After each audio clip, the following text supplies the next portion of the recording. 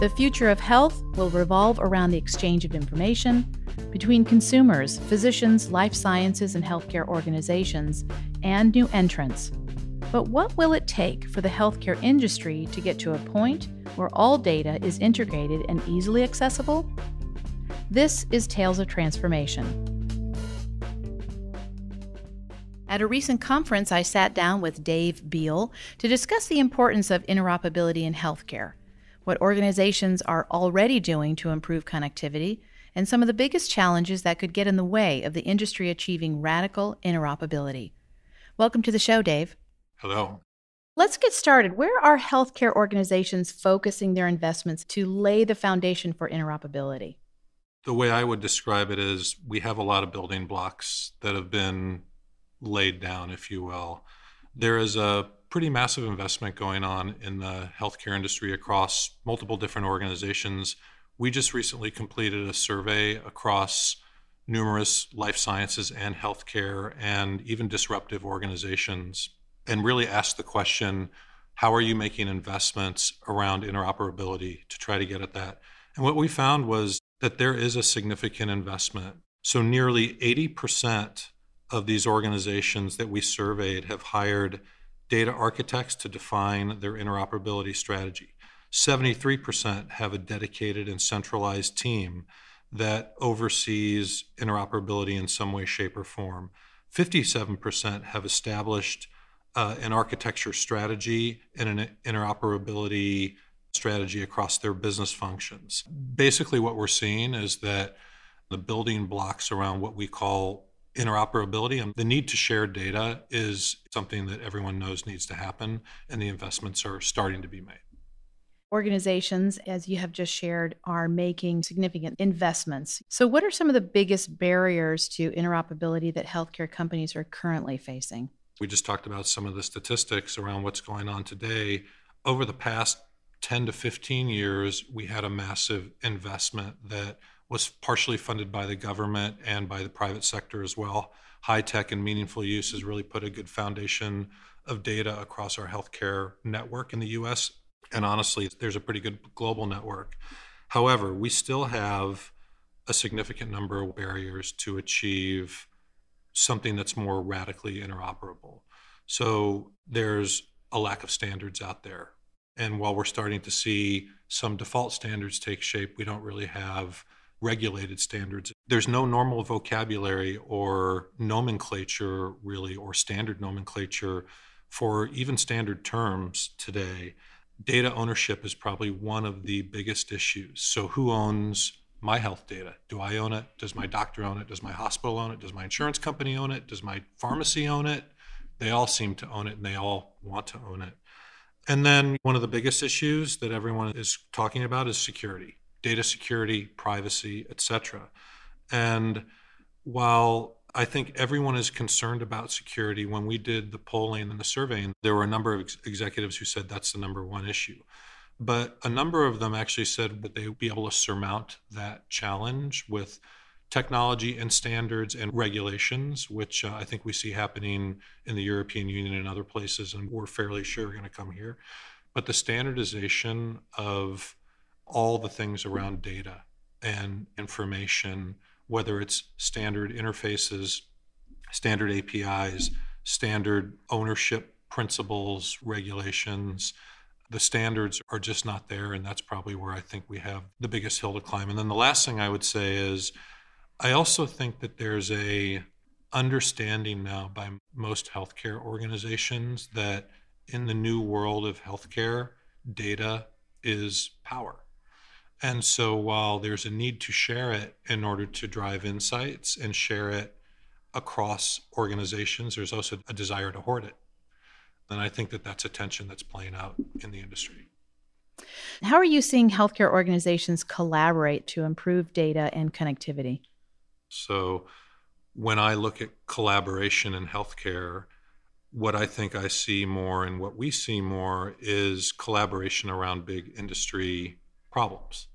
So population health and chronic diseases and opioid addiction, just the triple aim in and of itself, cost, quality, and access, are big issues that I think most organizations have realized cannot be solved alone. So what we're seeing is a lot of collaboration around those problems. And I think as these different organizations start to come together and think tank their solutions, what they find is that there is no solution without data. And you have some of the data, and I have some of the data. And by the way, there are 5 other entities who have other data that if we bring all of that together, we actually can drive insight.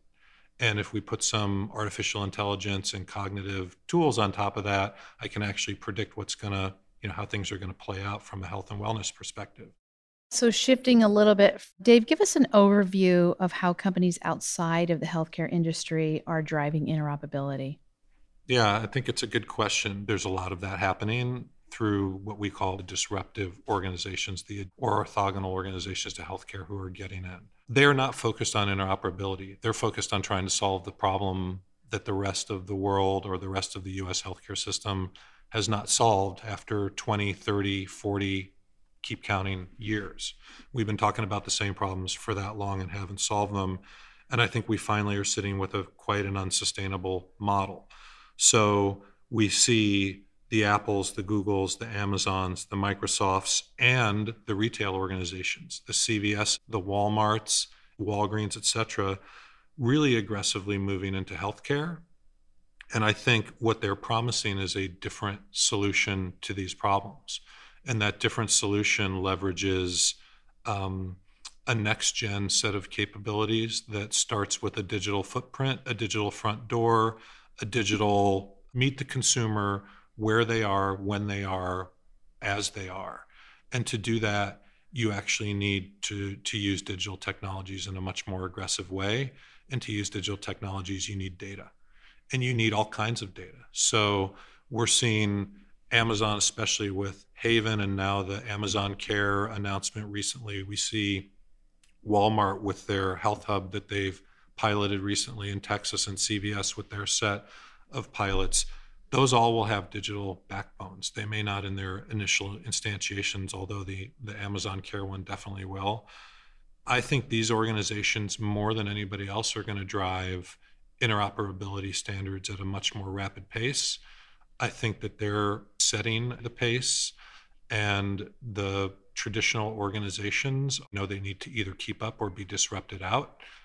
What you're suggesting is that these outsiders are setting the pace. And if that's the case, so what will it take for healthcare stakeholders to more broadly achieve interoperability?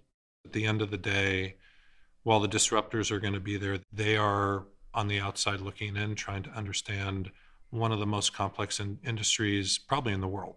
And so the organizations who are rooted in the system today are going to need to play a role in some way, shape, or form.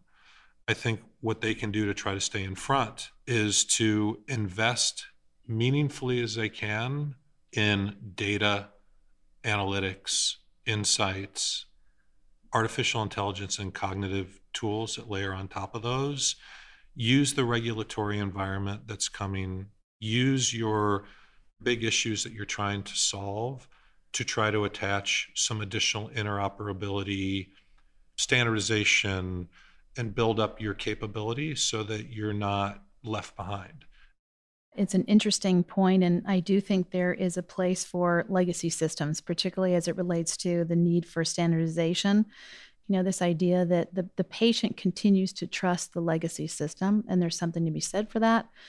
We can trust systems to deliver our packages. I'm not sure for healthcare, but we'll see. We're going to find out. We'll find out.